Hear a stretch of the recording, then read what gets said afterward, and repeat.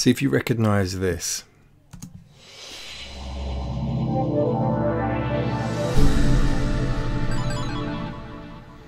So yeah, this is the intro sequence audio. So look, here's a video. See it happen.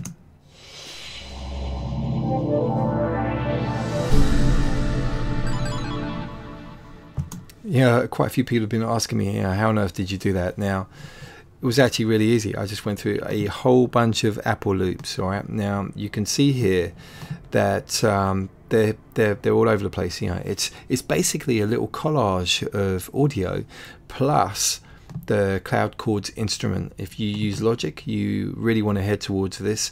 So Cloud Chords, if you go to Factory, Synthesizers, Chords, Cloud Chords, it's just a collection of really nice chords. And so what I did was I created a chord on there. It's just a long sustained note, and this is basically running at the same time as all these other elements. Let me take that off. Look.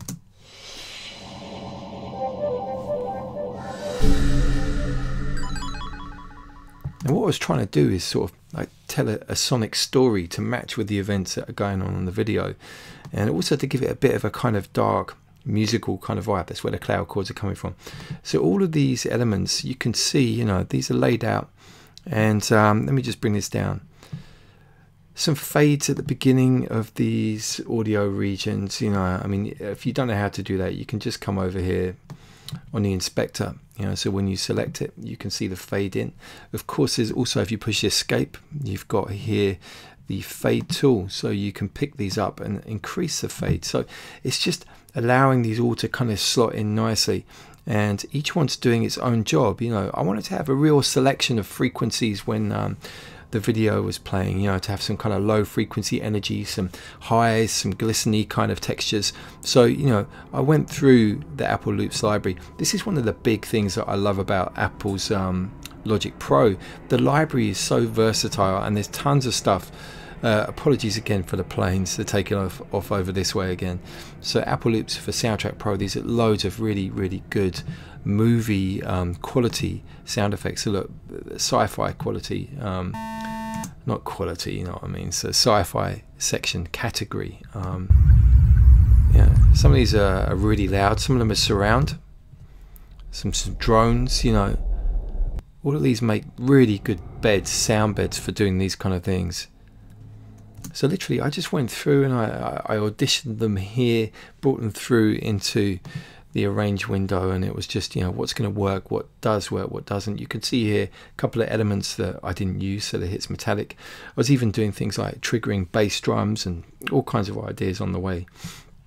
A filter sweep here, some other drones, but you know, the bottom line is it's just a nice little collage, and when it's put in the context of the video, which I actually created this video sequence in motion as well, so I'll show you that in a minute so you get a sense of what happens. I did the video first, all right, so create the video, then I did the soundtrack to the video. All right, so I don't know if you guys would find it best to do it that way or another way. You know, it's just the way that works for me. So let me just pause here for a moment, and we'll come back in motion, and I'll show you the video timeline and what I did to create that. So here we are in Motion. So Motion is actually a really cost-effective application from the Mac App Store. I can't remember how much it was. I think about £30.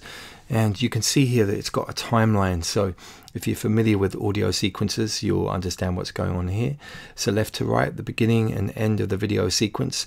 You've got this area here, which is like a canvas. You can drag and drop pictures and all kinds of elements on there, and you basically give these things actions, so they do things, motion and movement. And you can see the timeline down the bottom here, and let me just show you. Let's go back to the beginning.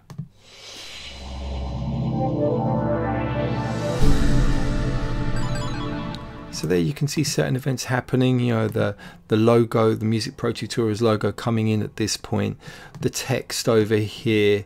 So all of these elements, you know, the text is coming in with an action. You know, you've got here blur in, and there's a massive selection of actions that you can load up. Some amazing processes. You know, I'm sort of learning the ropes here as I've been going along, and you know, it's an amazingly powerful tool.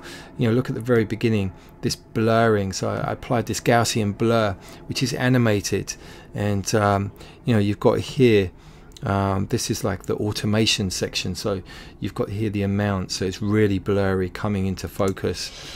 So all of these things are controlled in motion, and you know, you can really go to town. I've seen some amazing work for some people here.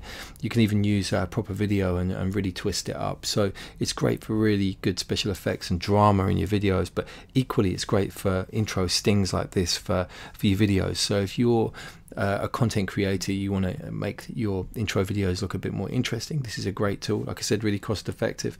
Go and check out the Mac App Store. In fact, I'll tell you what, let's go there now and just take a look. I'm curious to see how much it's for sale. So if we come up, I'm going to type in here motion, and it comes with a whole bunch of really good textures and library elements. Let's see what we got. It's taken a bit of time, you know. Let's see. Right, motion. Now, because I've actually bought it, it may not show us the price. It says installed here. There we go, $34.99. Seriously, that is a bargain. I'm on a little laptop here, so the screen, the real estate is a bit challenging sometimes, but you can see on this advert here there's a lovely big screen. If you've got one of those new Retina Macs, you'll be laughing. You've got tons of space for this stuff, so that's the one thing that I would say. I'd definitely like a bigger screen, but wouldn't everybody? So anyway, that's it. All right, so that's how I did the intro sting. So you saw the audio side. I made the video first, and then I did the soundtrack to it afterwards in Logic. I could have done it in any of those other tools, you know, Cubase, Ableton, Logic. They're all doing it the same, but the reason why I selected Logic is because of that library of sound effects. It made it very quick and very easy. As you lot know, I don't have tons of time for doing this sort of stuff, so always looking for shortcuts, and that was it. All right, so let me know if you guys come up with any video stuff. I'm really interested to see if anybody picks up working with motion, and yeah, that's it. All the best.